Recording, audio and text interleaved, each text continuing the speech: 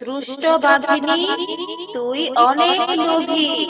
তুই মেয়েটাকে একটু শান্তি দিসনি।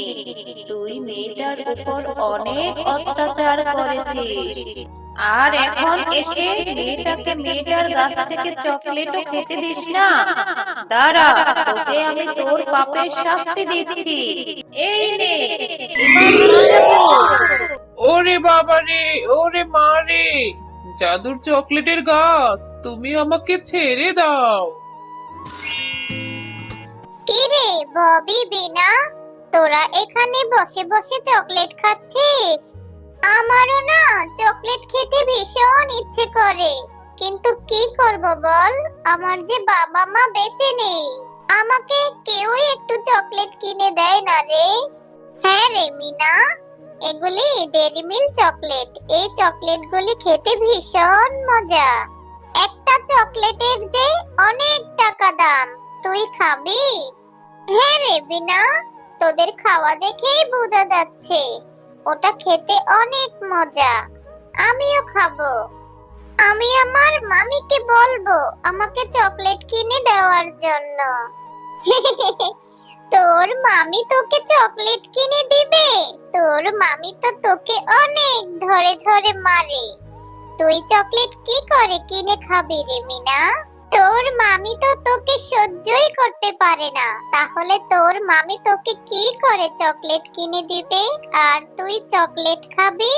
তোরা ঠিকই বলেছিস রে টুম্পা, আমার মা যে বেঁচে নেই। আমার মা বেঁচে থাকলে আমাকে এত কষ্ট করতে হতো না।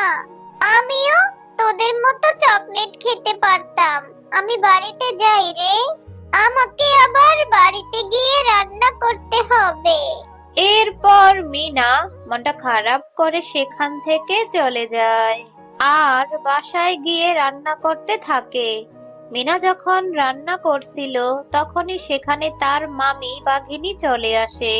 কি রে মিনা, এখনো তোর রান্না করা শেষ হয়নি?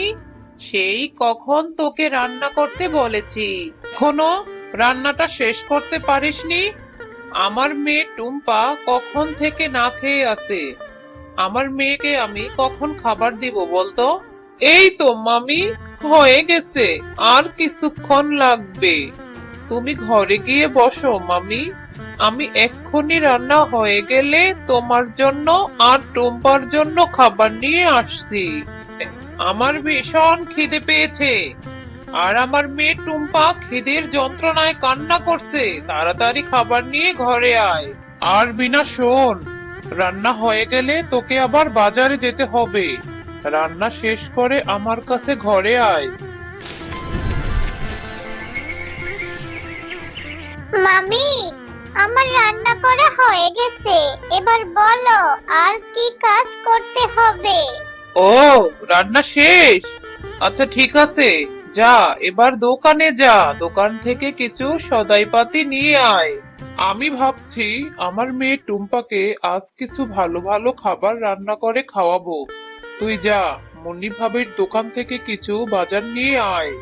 মামি, টুম্পার জন্য ভালো ভালো খাবার রান্না করলে আমাকে সেখান থেকে একটু খেতে দিও। এসেছে। ওর জ্বালায় আমি আমার মেয়েটাকে শান্তি মতো একটু ভালো খাবার খাওয়াতেও পারি না, এসেই ভাগ বসাতে চায়। এই, তোকে যা বলেছি তুই তা কর গিয়ে। আমি মুন্নি ভাবির দোকানে বাজারের লিস্ট আর টাকা দিয়ে এসেছি। তুই যা, গিয়ে বাজারগুলি নিয়ে আয়। আচ্ছা ঠিক আছে মামি, আমি এক্ষুনি যাচ্ছি। মুন্নি কাকিমা, মামি নাকি আপনার কাছে টাকা বাজারের লিস্ট রেখে গেছে। আপনি আমাকে বাজারগুলি দিয়ে দিন তো কাকিমা। হ্যাঁ রে মিনা, তুই এত ছোট বাচ্চা, তুই কি করে এই বাজারগুলি বয়ে নিয়ে যাবি? মা মরা মেয়েটা, তোকে দেখলে আমার ভীষণ মায়া হয় রে। আজ তোর মা নেই বলে তোর মামি তোকে দিয়ে এত কষ্টের কাজ করায়। এই নে মিনা, তোর বাজারগুলি। কি রে মিনা, এভাবে দাঁড়িয়ে দাঁড়িয়ে কি দেখছিস?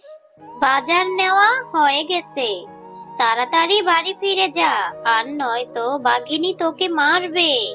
হ্যাঁ মুন্নি কাকিমা, আমি দেখছি তোমার দোকানে থাকা ওই চকলেটগুলো কত সুন্দর।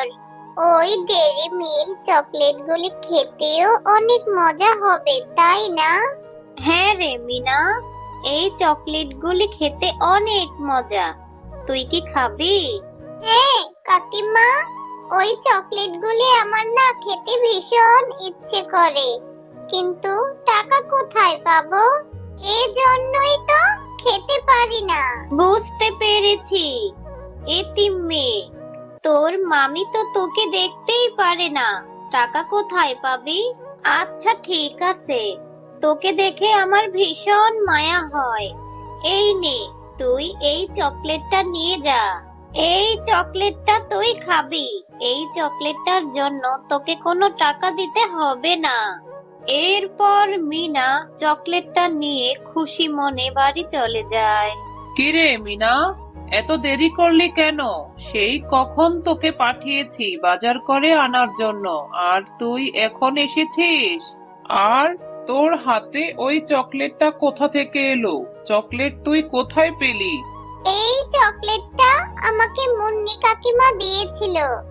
এই চকলেটটা খেতে আমার ভীষণ ইচ্ছে করছিল, তাই মুন্নি কাকিমা আমার কাছ থেকে কোনো টাকা নেয়নি, ফ্রিতেই দিয়েছে। ও, বুঝতে পেরেছি। ভালোই তো মিথ্যে কথা বলা শিখে গেছিস। নিশ্চয়ই আমার বাজারের টাকা থেকে চুরি করে চকলেট কিনে এনেছিস। না মামি, আমি মিথ্যে কথা বলছি না। এই চকলেটটা আমাকে মুন্নি কাকিমাই ফ্রিতে দিয়েছিল খাওয়ার জন্য। তোর মা তো মরে গেছে, আর তোর মতো একটা আপদকে আমার গলায় ঝুলিয়ে দিয়ে গেছে।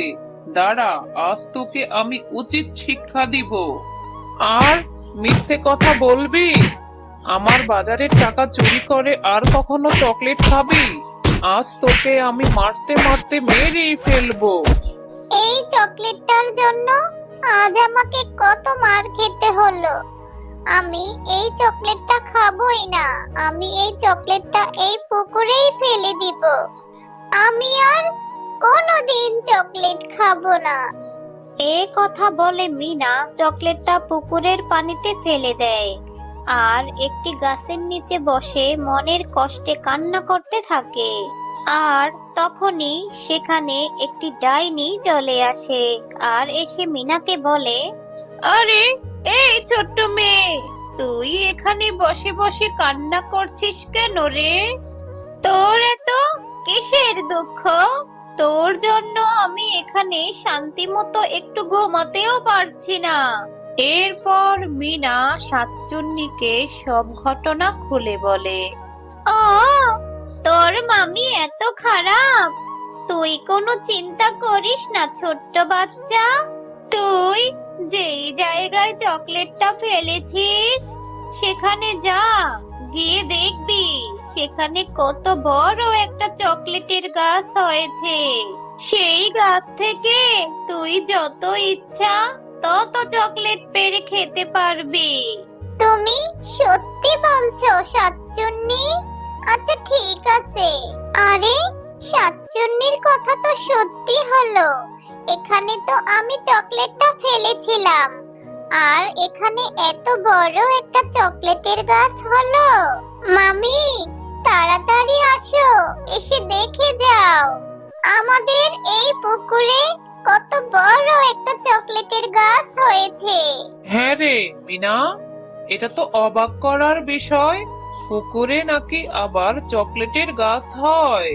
আচ্ছা যাই হোক, এই গাছের চকলেট তুই একটাও খাবি না।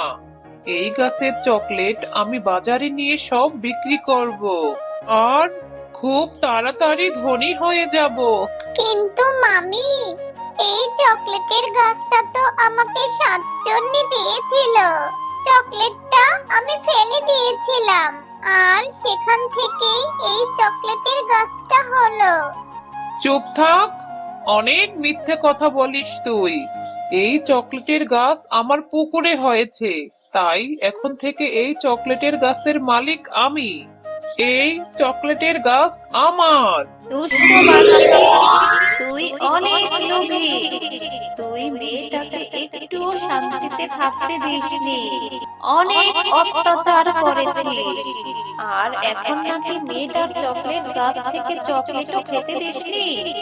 আমি তোকে শাস্তি দিচ্ছি। এই নে, তোর লোভের শাস্তি ভোগ কর। ওরে বাবা রে, ওরে মা রে, জাদু চকলেটের গাছ, তুমি আমাকে ছেড়ে দাও। আমি আর মিনার সাথে কখনো এরকম করব না। মিনাকে আমি আমার নিজের মেয়ের মতো আদর যত্ন করব। জাদুই চকলেটের গাছ, তুমি মামিকে ছেড়ে দাও।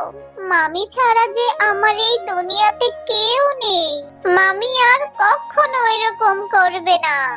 ঠিক আছে মিনা, আমি শুধু তোমার কথায় বাঘিনীকে ছেড়ে দিচ্ছি।